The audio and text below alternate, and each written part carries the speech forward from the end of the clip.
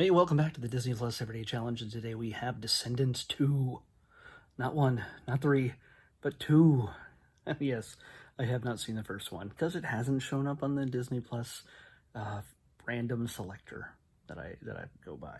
So yeah, as usual, I get the sequel before I get the original. And I made it through. It didn't make a whole lot of sense at once. I knew the basic concept of it, that this is basically Disney's princesses, the next generation. Disney Prince and Princesses, the next generation. Yeah, it's because it's basically all the children, all the characters we know and love from the animated films, but in a live action setting, and not just the heroes, but also the villains' kids. This actually focuses mainly on the villains' kids. Actually, the entire series. There's 3 films that I know of. I don't know if there's a series or not. I don't think so. But it focuses on the 4 kids from that are the children of. Okay, I have to go through this. Mal is a young woman. She is the daughter of Maleficent and Hades. Is one of the few characters that are listed as having being the child of 2 characters. Most of them are just like the daughter of this person or the son of that person. And it's a few rare cases, it seems like, that we get the name of both parents from the Disney history. So we get, I guess, Hades from Hercules and Maleficent from Sleeping Beauty. Yeah, right. God, I'm losing my mind. Because we're just scratching the surface here. We have Evie, who's actually the daughter of the evil queen. We have Carlos, who is the son of Cruella de Vil, and Jay, who is the son of Jafar. And yeah, those are the main 4 characters. All the children of the bad guys. And they live on an island, in a sense, but, well, that's the first movie, which, again, I haven't seen. In this one, apparently, whatever happened in the first movie has our 4 main characters living on the main, I guess, world island. What's it called here? Let me find it here. Auradon. So, yeah, maybe it's named after Aurora? I'm not sure. I don't know. Auradon, anyway. That apparently is the place where all the Disney characters and their children live, except for the bad guys who live in the bad part of town. And if this was ever a commentary on classism and everything else in Disney films, well, this is pretty much it. We do get special appearances by some of the animated, well, the classic characters, but of course in live action. We have Beauty and the Beast. We see the Beast, but in human form, and Belle, who's blonde for some reason. You get to see the back of Jafar and Aladdin. Apparently, they had the lunch with some other characters, and it was televised at some point.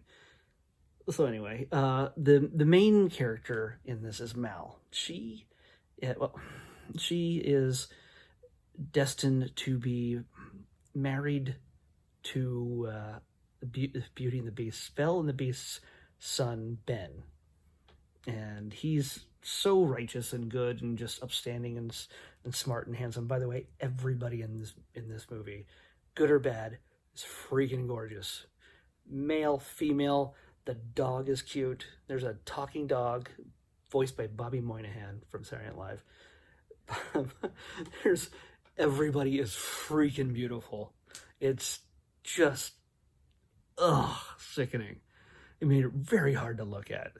Anyway, Mal is supposed to be betrothed, but she doesn't think she's worthy of him, and she does all these things. She's not supposed to use spells anymore, and she's using them to try to impress Ben, and then she really screws it up. And so she decides she's going to go back to the island, to the place where all the bad guys are from. And you see here right in the middle, that's Uma. That's the daughter of Ursula. She's kind of the main bad guy in this one. Even though we do see Ursula's tentacles swing into the shot every once in a while. There's so many deep cut characters. I can't even go through all of them. There's a list. You can IMDb it or Wikipedia it if you want to, but there are so many different nods to all the movies. There's musical cues from all the movies. It's a time. There's points throughout this. I was almost thinking that everybody was cosplaying because the costumes are just so precise. It's like Disney bounding, you know how they do when people go to Disneyland. They're not allowed to dress up as characters from the movies because you don't want them to be mistaken for official people who are dressed at them as them. And if they behave badly, then it reflects badly at the park, blah, blah, blah. Disney bounding is when you take elements of certain characters, colors of their costumes and things like that.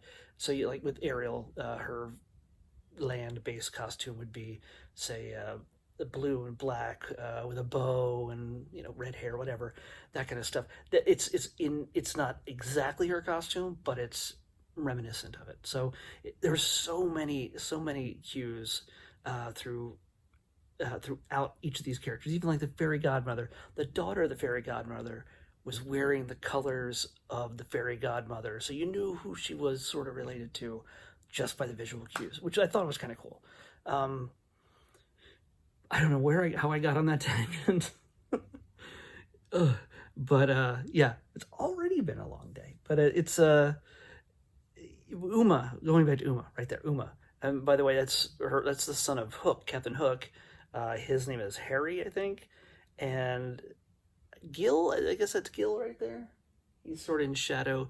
Gil is the son of Gaston from Beauty and the Beast. And he tends to like to nudge Ben, say, "Hey, say hi to your mom for me, for my dad." Or, I don't know. It's really creepy. He has a weird obsession with the previous generation. So, and their relationships are almost relationships.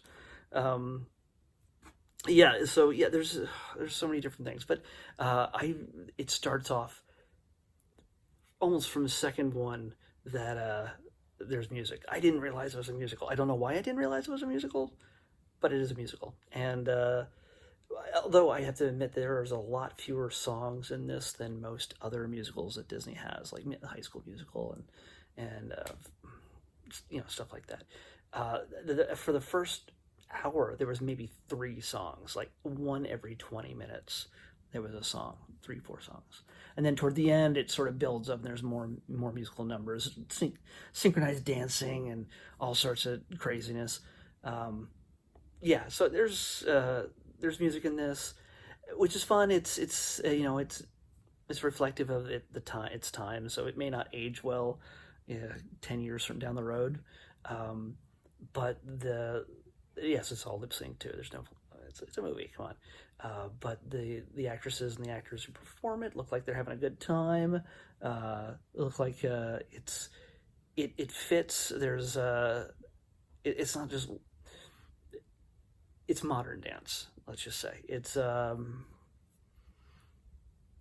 there's one scene when they're on the island and the characters who got away from there have to go back and try to rescue another character, and there's a great just alleyway dance scene that between just 4 of the characters trying to teach one who is not from there how to blend in, let's just say, while being ostentatiously dancing and singing and everything else. It doesn't make a whole lot of sense, but it was actually a really good song and a decent performance using the space rather than a big elaborate stage, just using the space in which they were in, which was really kind of neat. They were dancing on rails as well, so it kind of had that kind of dangerous Gene Kelly kind of thing. I don't know, but yeah, it's a decent music, decent singing.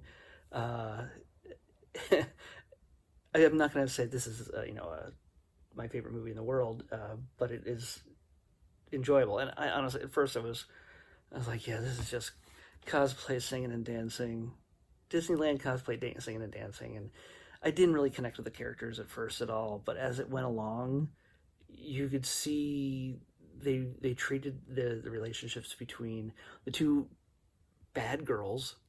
They treated them realistically, with respect. Not we're evil together. It's not. It wasn't like that. Or we're evil, but we're trying to be good together. They're actually best friends, regardless of their state of good or evil. They're just generally best friends, and they have great little duets in this. There's lots of big comedy. Well, again, it's goofy, dorky comedy because Uma doesn't get a whole lot of respect. She runs Ursula's fish and chips.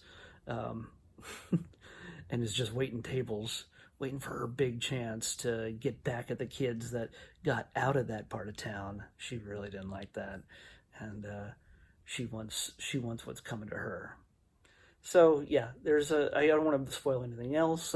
Odds are, if you're not interested in Descendants 2, it was not made for people like me, my age, but I can appreciate it for what it is, for what the audience. I can understand why there is an obsessive, really strong, I don't want to call it cult following. There's a big following for this. Kids, especially kids, love this series. And I don't think it talks down to them. It doesn't try to teach them a lesson or anything. It just tells decent stories with the characters available, and it takes some really interesting twists on things. One thing you have to really take into account that this basically tells us, without making it sound like a stork was involved, Disney characters get it on.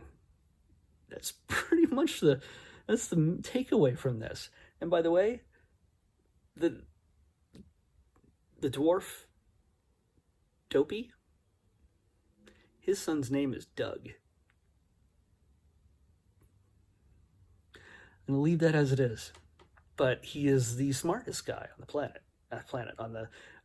In the city. He's super nerdy, and he also has the relationship with super hot Evie, who is the daughter of Evil Queen. But yeah, I should mention some of the design elements in this. It pretty much tells you that if you have brightly colored hair and slinky, but they're not like sexy kind of. They're not meant to be bearing skin. There's no skin bearing. It's not meant to be sexy, but to indicate that you're part of the bad group, you have to have colored, super dyed wigs. Basically, they're wigs. These actresses are not dyeing their hair turquoise blue braids, and their hair isn't 4 feet long. These are wigs.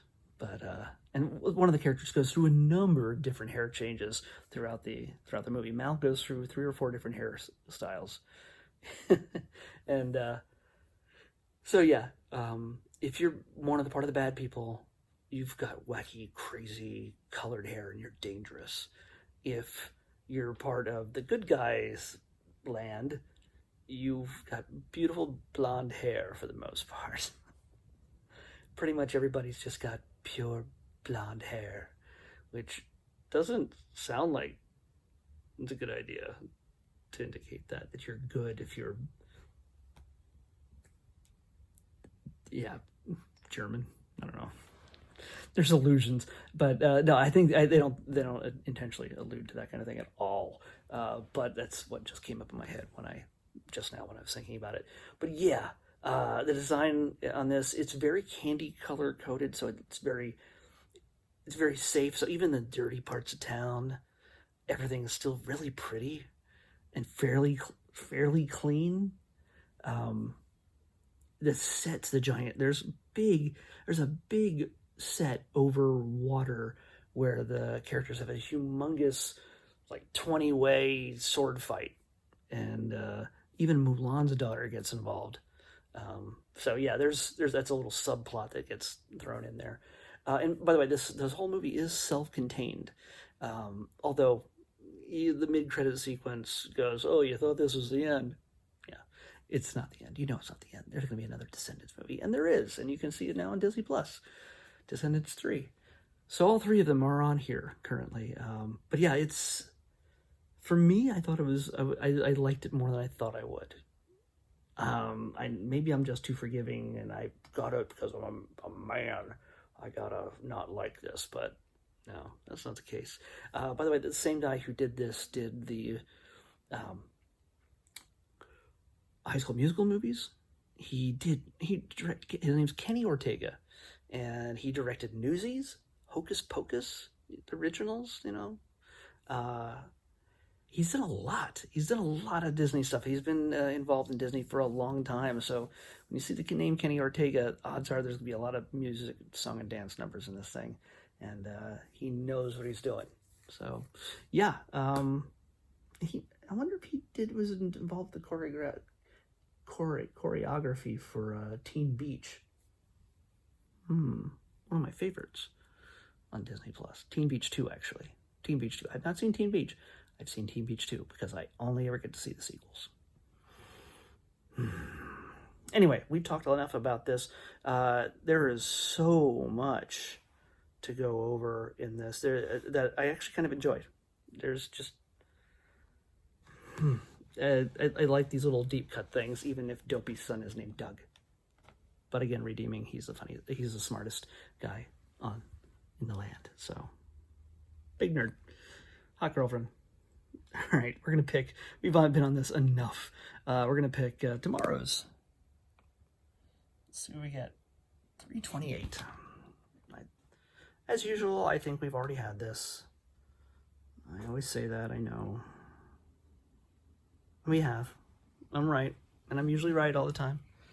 328, right there between the orange ones, was day 97, Little Einsteins. Yeah, we're not doing that again. I'd like to do a day here where we don't have to choose this like a bunch of times. We're not even a third of the way through these things. 333, wow, third. Did it hear me? This iPad's too old to have hearing. Oh, 333, we're right down the way here. We got a little classic Pixar short. We got Luxo Jr. Luxo Jr. So that's probably really super short. We'll be back here tomorrow, and I will spend barely 2-3 minutes talking about it, because if I talk longer than the actual length of the thing, then I don't know, I'm doing something wrong. So we'll make that one easy on you, as compared to this almost 18-minute rant. A loving rant. But okay, we'll talk to you again tomorrow on the Disney Plus Everyday Challenge. We'll see you then. Bye.